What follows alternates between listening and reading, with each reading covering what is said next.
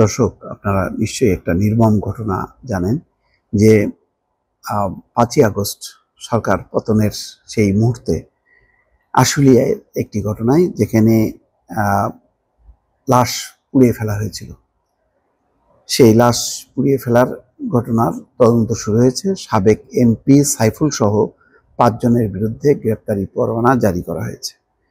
বৈষম্য বিরোধী আন্দোলনের সময় আশুলিয়ায় লাশ পোড়ানোর ঘটনায় ঢাকা ১৯ আসনের সাবেক এমপি সাইফুল ইসলাম সহ ৫ জনের বিরুদ্ধে গ্রেপ্তারি পরোয়ানা জারি করেছে আন্তর্জাতিক অপরাধ ট্রাইব্যুনাল। গ্রেপ্তারি পরোয়ানা জারি হওয়া বাকি ৪ জনই পুলিশ কর্মকর্তা বলে জানিয়েছেন চিফ প্রসিকিউটর তাজুল ইসলাম। তবে তাদের পরিচয় জানাতে অনিচ্ছা প্রকাশ করেন তিনি। তদন্ত সংস্থার আবেদনের পরিপ্রেক্ষিতে বিচারপতি গোলাম মুর্তজা মজুমদারের নেতৃত্বে ২ সদস্যের ট্রাইব্যুনাল আজ মঙ্গলবার এই আদেশ দেন। একই সঙ্গে আসামিদের দ্রুত গ্রেপ্তার করে ট্রাইব্যুনালে সোপর্দ করার নির্দেশ দিয়েছেন বিচারক। গ্রেপ্তার সংক্রান্ত প্রতিবেদন দাখিলের জন্য আগামী 26 জানুয়ারি পরবর্তী তারিখ ধার্য করেছে ট্রাইব্যুনাল। আদেশে বলা হয়, চিফ প্রসিকিউটর তাজুল ইসলাম বলেন, গত ৫ই আগস্ট আশুলিয়ায় ৫ জন ছাত্রকে গুলি করে হত্যা করা হয়। প্রথমে ৫ই আগস্ট, যেদিন শেখ হাসিনা পালিয়ে যায়, সরকারের পতন ঘটে, ঠিক ওই দিন নির্মম ঘটনা যে গুলি করে ৫ জন ছাত্রকে হত্যা করা হয়। এরপর তাদের লাশ চ্যাংদোলা করে ভ্যানে উঠিয়ে আগুনে পোড়ানো হয়। সেইটা দর্শক দেখেছেন, ওই দৃশ্যটা কেউ কেউ ধারণ করেছে এবং পরে সামাজিক যোগাযোগ মাধ্যমে ছড়িয়ে পড়ে যে প্রথমে ভ্যানে তোলা হয়, তারপরে কোন একটা গাড়ির মধ্যে ঢুকানো হয় এবং সেটা শুদ্ধ জ্বালিয়ে দেওয়া হয়।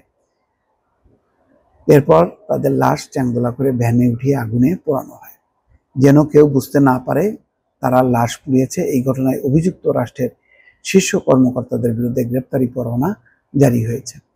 এখন তদন্ত করে আইনশৃঙ্খলা বাহিনীর বেশ কিছু কর্মকর্তার নাম পাওয়া গেছে। তিনি বলেন, আমাদের তদন্ত চলমান।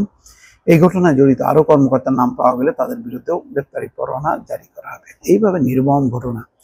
তাও কোনো কোনো ঘটনা দর্শক আশেপাশে মানুষ মোবাইলে ক্যামেরা বন্দি করেছে, ঘটনাগুলি জানা গেছে, কিন্তু বহু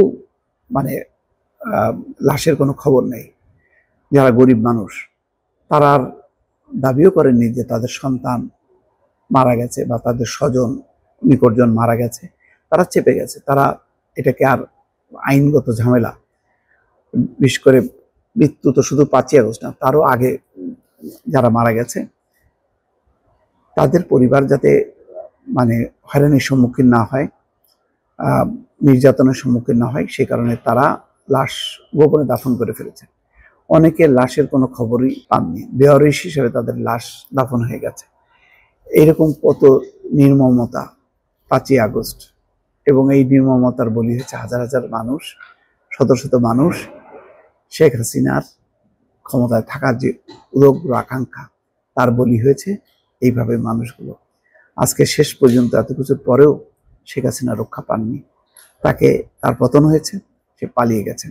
এখন যারা অনেক ঘটনার সামনে চলে আসছে, যেমন এই যে ৫ জনকে যে পুড়িয়ে ফেলার ঘটনা, এরকম ঘটনাগুলো কিছু কিছু হয়তো সব মিলিয়ে অর্ধেক বা অর্ধেকের কিছু বেশি ঘটনা সামনে আসছে। সেগুলো এখন তদন্ত চলছে, মামলা চলছে, এবং একটা জটিল বিষয় যে আইন শৃঙ্খলা রক্ষাকারী বাহিনীর সদস্যরা, সরকারি দলের সদস্যরা, সেসব স্থানীয় ক্ষমতাশালী প্রভাবশালী, তারা জড়িয়ে পড়ছে। এখন তদন্তে আস্তে আস্তে নাম আসছে। সবচেয়ে বড় গুরুত্বপূর্ণ হলো যে আলামতগুলো এমনভাবে ধ্বংস করা হয়েছে, এইসব আলামত উদ্ধার করে বিচার করাটা খুবই কঠিন কাজ।